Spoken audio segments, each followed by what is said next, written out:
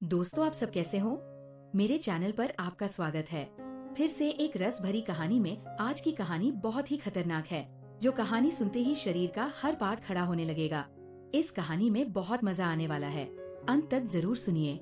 मैंने अपनी अलमारी से वो नीली वाली महक की शीशी निकाली, जो कभी कभार मेरे पति इस्तेमाल करते थे। मेरे पति का नाम विक्रम था। मेरे पति जब ये महक लगाते थे, रात में मेरी रूह कांप जाती थी। उनका स्पर्श इतना कोमल था कि मैं सारी रात उनके सपनों में खो जाती थी। एक दिन क्या हुआ, मैं किचन में चली गई। मैंने इलायची वाला चाय बनाया और उसमें एक खास जड़ी मिला दी ताकि विक्रम को थोड़ी ज्यादा ताकत मिल सके। ऐसा करते करते रात के 11 बजे बज चुके थे। फिर मैंने जल्दी से चाय का कप उठाया और विक्रम के बेडरूम में चली गई। लेकिन विक्रम तो दूसरे शहर में बिजनेस ट्रिप पर थे, तो मैंने सोचा कि अब तो रोहन ही है जो मेरा इंतजार कर रहा होगा। रोहन बड़े बेसब्री से मेरा इंतजार कर रहे थे। जैसे ही मैं अंदर आई, रोहन उठकर खड़े हो गए और मुझे घूरने लगे। जब वह कुछ नहीं बोले तो मैंने ही पूछ लिया, ऐसे क्या देख रहे हो? बोलो ना, मैं कैसी लग रही हूँ आज?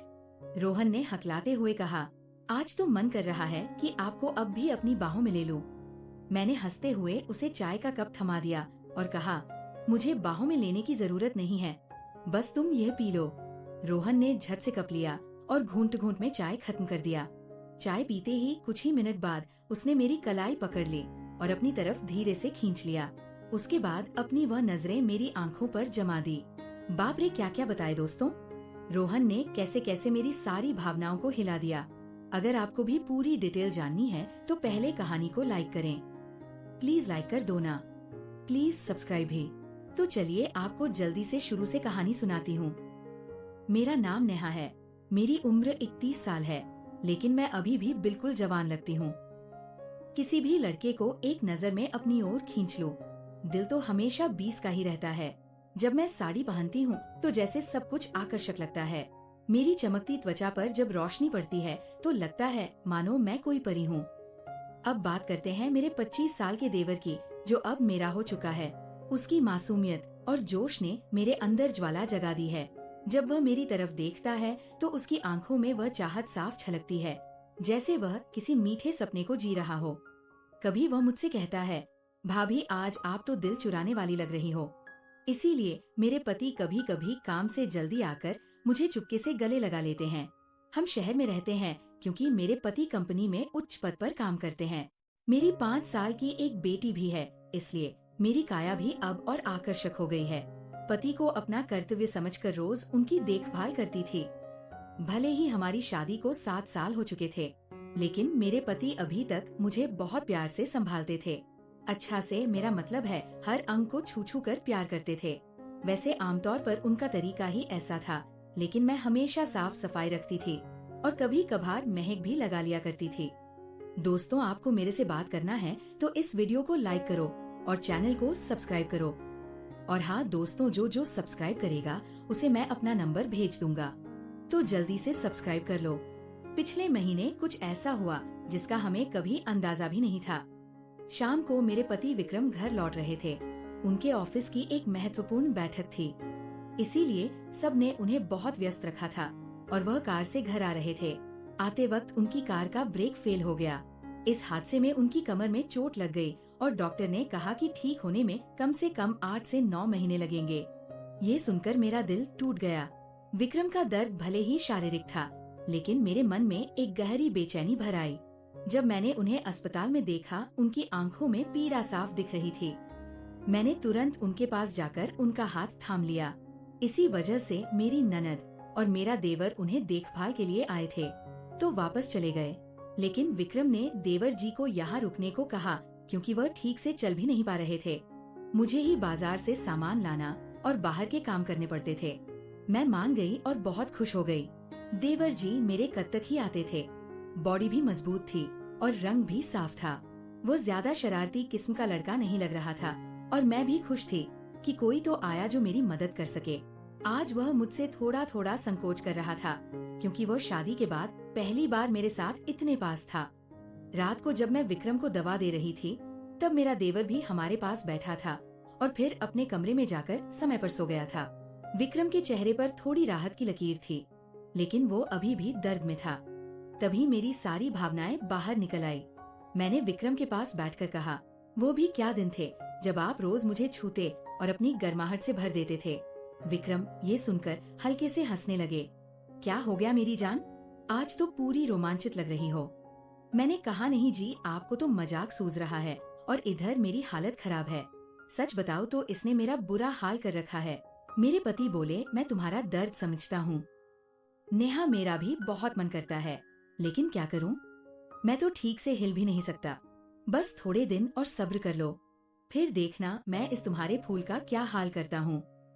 तभी मैंने कहा, थोड़े दिन नहीं, पूरे 9 महीने बाकी है ठीक होने में, और मेरा तो 1 महीने में ही ये हाल हो गया। पता नहीं आगे के दिन कैसे बीतेंगे। मेरे पति मेरी उदासी मिटाने के लिए बोले, चलो और नहीं तो कम से कम चाय ही पिला दो, डॉक्टर ने भी कहा है। तभी मैंने हंसते हुए कहा, आपके नसीब में तो वो भी नहीं है, क्योंकि आपकी बिटिया ने पी लिया है। हम दोनों जोर जोर से हंसने लगे। मेरे पति मुझे खुश रखने की पूरी कोशिश करते थे, लेकिन मैं क्या करूं? सब बेकार था। थोड़ी देर बाद विक्रम सो गया, क्योंकि उनकी दवाइयों में नींद की गोलियां भी थी, लेकिन मुझे नींद कहाँ आ रही थी। इसीलिए मैं खड़ी होकर देवर जी को देखने चली गई कि वह सोया है या नहीं, लेकिन वह अब पीवी तक जाग रहा था और मोबाइल देख रहा था। मैंने उसके कमरे में जाकर कहा, हुआ रोहन, 12 बजे बज चुके हैं और तुम अभी तक नहीं सोए, लगता है तुम्हारे मन नहीं लग रहा है। वो उठकर बैठ गया और बोला, नहीं भाभी, ऐसी बात नहीं है, बस यूं ही फोन देखते देर हो गई। फिर उसने पूछा, भाभी आप भी तो नहीं सोई? मैंने कहा, मुझे तो आजकल नींद ही नहीं आती। रोहन ने पूछा, क्यों, क्या बात हो गई? मैंने हंसते हुए कहा, नहीं, वह मैं तुम्हें नहीं बता सकती। जब तुम्हारी शादी होगी तो तुम्हें खुद ही पता चल जाएगा। मेरे मुंह से ऐसा सुनते ही रोहन ने अपनी नजरें नीचे कर ली और अंदर ही अंदर मुस्कुराने लगा। तभी मैंने कहा, अरे तुम तो इतनी सी बात पर शर्मा गए। अच्छा बताओ, अभी तक कोई लड़की पसंद की है या नहीं? रोहन कुछ नहीं बोला, उसे अभी भी संकोच था। तभी मैंने उसका हाथ पकड़ा और कहा, अरे पागल, अपनी भाभी से इतना मत शर्माओ। वो धीरे से बोला, भाभी सच बताओ तो ऐसी बातें मैंने अभी तक अपने दोस्तों से भी नहीं की हैं। मैंने कहा, अच्छा तुम मुझे अपना दोस्त ही समझ लो ना, क्योंकि मुझे ऐसी बातें करने में बहुत मजा आता है। रोहन ने कहा, हाँ भाभी, एक थी, लेकिन उसने मेरे से बातें बंद कर दी है। मैंने पूछा, तुमने उसकी जुदाई तो कर दी होगी ना? रोहन बोला, नहीं भाभी सच बताओ तो मैंने उसे ठीक से छुआ भी नहीं था। मैंने मुंह बनाते हुए कहा, तुम तो बड़े सीधे हो। चलो कोई बात नहीं, अब तुम मेरे पास आ गए हो तो मैं तुम्हें अपना प्यार देकर जवान कर दूंगी। मैं बातें करते करते रोहन के कमरे में ही गई थी। सुबह जब मेरी आंखें खुली तो रोहन बेड पर बैठा हुआ मुझे ही देख रहा था। मेरे उठते ही रोहन ने मुझे गुड मॉर्निंग बोला। जब मैंने पूछा, क्या देख रहे हो, तो शर्त वह बोला, भाभी आप सच में बहुत आकर्षक हो। वो हम मुस्कुराते हुए बोला, अच्छा तब तुम सुबह सुबह आकर्षण का मजा ले रहे हो, और रात को तो बड़े शर्मा रहे थे। वो मुस्कुरा के पूछने लगा, भाभी आप बुरा ना मानो तो एक बात पूछ सकता हूँ? मैंने कहा, अरे पागल, मैं क्यों बुरा मानूंगी, पूछो क्या पूछना है। उसने मुझसे कहने लगा, भाभी सच सच बताना, आप जो 3-3 किलो की ये थैलियां लिए घूमती हो, आपको भारी नहीं लगता क्या? उसकी अब बात सुनकर मेरी हंसी छूट गई। इसके बाद रोहन मुझसे काफी खुल गया था और अब वह मुझसे ज्यादा शर्म नहीं करता था। इससे मैं भी बहुत खुश थी, क्योंकि अब मेरा भी समय अच्छे से बीतने लगा था। रोहन को आए हुए 20 दिन बीत चुके थे और वह मुझसे काफी खुल मिला गया था। वो बाहर के सारे काम कर देता, बाजार से सामान ले आता और अपने अपने भैया को भी सहारा देता। मेरी तो बहुत सेवा करने लगा था। शाम को मेरा सिर भी दबा देता और कभी कभी मेरे शरीर को भी आराम देता। लेकिन मेरी चाहत दिनों दिन बढ़ रही थी और मैं मेरे पति की हालत अब भी वैसी ही थी। अब सब कुछ मेरी बर्दाश्त के बाहर हो चुका था। मैंने सोचा कि अब तो रोहन ही है जो मेरी मदद कर सकता है। वैसे मेरे मोहल्ले में भी 3 लड़के रहते थे जो कॉलेज जाते थे। वे भी मुझे देखते थे। जब भी मैं छत पर कपड़े सुखाने जाती तो वे मुझे ही देखते, और पहले तो मैंने सोचा कि उनमें से एक को सहारा ले लूं ताकि कुछ दिन काम चल जाए। लेकिन फिर मैंने सोचा कि मैं इस घर की इज्जत हूँ और कल को पता नहीं ये मुझे या मेरे पति को बदनाम कर दें। इसीलिए मैंने उन्हें अनदेखा किया। लेकिन रोहन तो घर का ही है, इसीलिए मैंने तय कर लिया कि वही मेरी मदद करेगा। आज मैंने पक्का फैसला कर लिया कि आज रोहन से काम ले ही लूंगी और अपने सूखे दिल को रोहन से ही भरवा लूंगी। उसके बाद मैं किचन में खाना बनाने चली गई। जैसे ही रोहन नहाकर ताजा होकर किचन में आया, मैंने सब्जी काटने का बहाना बना दिया। मैं किचन में ही साड़ी का पल्लू नीचे करके काम कर रही थी। मेरी बेटी अभी दादी के घर गई हुई थी, क्योंकि घर में उसे देखने वाला कोई नहीं था। इसलिए टेक एंड इसलिए अब बाकी का काम खुद करना पड़ता था, और घर में मेरे पति और रोहन के अलावा कोई नहीं था, तो मुझे डर भी नहीं था। जैसे ही रोहन अंदर आया, वो मुझे देखकर एकदम हैरान हो गया और कहने लगा, सॉरी भाभी, मुझे माफ कर दो, मैंने देखा नहीं, और बाहर जाने लगा। तभी मैंने उसे रोक लिया। अरे रोहन, क्या हुआ? कोई बात नहीं, अंदर आ जाओ। रोहन बोला, भाभी ऐसे मैं अंदर कैसे आऊं? मैं कहा, ऐसे वैसे मत करो और जल्दी से आकर मेरी मदद करो। रोहन का मन भी कर रहा था, लेकिन मैं उसकी भाभी थी, इसीलिए वो थोड़ा हिचक रहा था। फिर अब मैंने उसे कहा। धीरे धीरे रोहन किचन में आ गया और पास आकर खड़ा हो गया। वह मुझे देखता ही रह गया। तभी मैंने कहा, ऐसे क्या घूर रहे हो? क्या तुमने आज तक नहीं देखा? वो बोला, माँ कसम भाभी, मैं आपको बता नहीं सकता कि मुझे कैसा लग रहा है। बहुत ही अद्भुत है भाभी। मैंने कहा, तारीफें करना छोड़ो और यहाँ मेरी मदद करो। तभी रोहन बोला, भाभी मुझे नहीं पता कैसे करना है। तो मैंने कहा, अरे बेवकूफ, इसमें कुछ नहीं करना, ये लो पकड़ो और बस धीरे धीरे सहलाओ।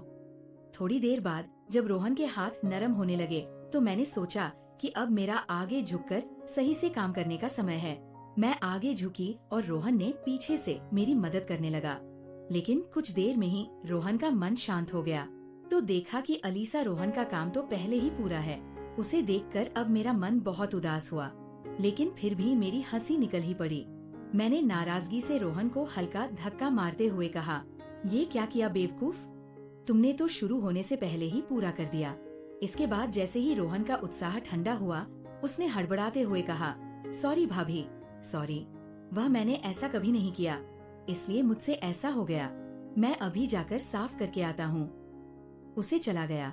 मैंने भी उसे ज्यादा नहीं रोका, क्योंकि मैं समझ चुकी थी कि ये उसके लिए इतना आसान नहीं होगा। इस चक्कर में आज खाना भी लेट हो गया था, इसीलिए मैंने जल्दी से खाना तैयार किया और विक्रम को कमरे में देने के लिए चली गई। वो अब भी बैठे बैठे खाने का इंतजार कर रहे थे। विक्रम बिल्कुल सीधे साधे और नरम दिल वाले आदमी हैं। वह मेरी बहुत चिंता करते हैं। जब मैं उनके लिए खाना लेकर गई, तो पूरा पसीने से तर हुई थी। मुझे देखकर वो बोले, इतनी जल्दबाजी क्यों करती हो? नेहा, धीरे धीरे काम कर लिया करो ना, देखो तुमने अपना क्या हाल बना लिया है। तब मैंने उन्हें छेड़ते हुए कहा, ये तो कुछ भी नहीं है। जब तुम काम करते हो तो मेरा इससे भी ज्यादा बुरा हाल हो जाता है, और तब तो मैं तुम्हें रुकने के लिए भी कहती हूँ, लेकिन तुम तो हाँ कहकर तेजी बढ़ा देते हो। मेरे मुंह से ऐसा सुनकर मेरे पति मुस्कुराने लगे। तुम भी ना नेहा, कहाँ की बात कहाँ ले जाती हो। इसके बाद विक्रम ने खाना खा लिया और मैंने उन्हें दवाई भी दे दी। दवाई लेने के बाद उन्हें नींद आ गई और वो आराम करने लगे। मैं भी काफी थक चुकी थी, इसलिए मैं नहा धोकर ताजा हो गई। इसके बाद मैं रोहन के कमरे में उसे देखने के लिए गई, तो वह भी सो चुका था। फिर मैं भी आकर आराम करने लगी। शाम को जब मैं रोहन को चाय देने गई, तो वो बैठा फोन चला रहा था। मुझे देखकर उसके चेहरे पर मुस्कान आ गई। मैं भी उसे देखकर हंसने लगी और मैंने उससे पूछ लिया, क्या बात है रोहन, आज तो तुम काफी खुश लग रहे हो। तो वो बोला, भाभी वो मैंने पहली बार ऐसा एहसास लिया था। प्लीज आप बुरा मत मानना, मैं सच बता रहा हूँ, बिल्कुल मेरे से काम नहीं बन पाया। तभी मैंने उसे रोकते हुए कहा, अरे बेवकूफ, मैं कब बुरा मानने लगी, वैसे सच बताओ तो मुझे भी अच्छा लगा। इसके बाद मैं रोहन को चाय पकड़ा दी और उसके साथ बैठकर पीने लगी। हम दोनों बातें करने लगे। आज रोहन के मुंह से मेरे लिए तो तारीफें ही बरस रही थी। वह बस मेरी प्रशंसा ही करता जा रहा था। भाभी आप बहुत खास हो, मैं तो सोच रहा हूँ कि जिंदगी भर आपके साथ ही रहूं। इन 20 दिनों में मुझे स्वर्ग जैसा लग रहा है, और ऊपर से आपकी सुंदरता। मैंने मुस्कुराते हुए कहा, आज तो तुम्हारे मुंह से सिर्फ तारीफें ही निकल रही हैं। लगता है रोहन मेरा हाथ पकड़कर बोला, आप सही कह रही हैं भाभी, अब आपको भी मेरे काम में मेरी मदद करनी होगी। अब तो आपको मेरी बात माननी ही होगी। प्लीज भाभी मना मत करना, बस एक बार के लिए मेरी हमसफर बन जाओ। इसके बाद आप जो भी कहेंगी मैं करूँगा। जब रोहन सब कह रहा था तो उसका चेहरा लाल हो गया था और मेरी हंसी फूट पड़ी थी। मैंने उसके सर पर हाथ फेरते हुए कहा, अरे पगले, इतना गंभीर क्यों हो रहे हो? बताओ, मैंने तुम्हें कभी किसी चीज के लिए मना किया है? वैसे भी अब तुम्हारे भैया तो वैसा भी मेरे काम में मेरी मदद नहीं कर पाते हैं। और तुम इतना शर्माओ मत। अगर इतना शर्माओगे तो कैसे चलेगा? चलेगा। इतना कहने के बाद मैं बोली, आगे से अब तुम्हारे साथ ही सोऊंगी। बस तुम मेरा ख्याल अच्छे से रखना। दोस्तों, कैसी लगी आपको रस भरी कहानी? अगर अच्छी लगी हो तो कमेंट में जरूर बताएं और साथ ही साथ इस चैनल को भी सब्सक्राइब कर दें, ताकि मैं इससे भी और जबरदस्त कहानियाँ आपके साथ शेयर कर सकूं। और प्लीज लाइक करना नहीं भूलना। आप सब जानो। धन्यवाद। वेट करें इसके आगे वाले पार्ट।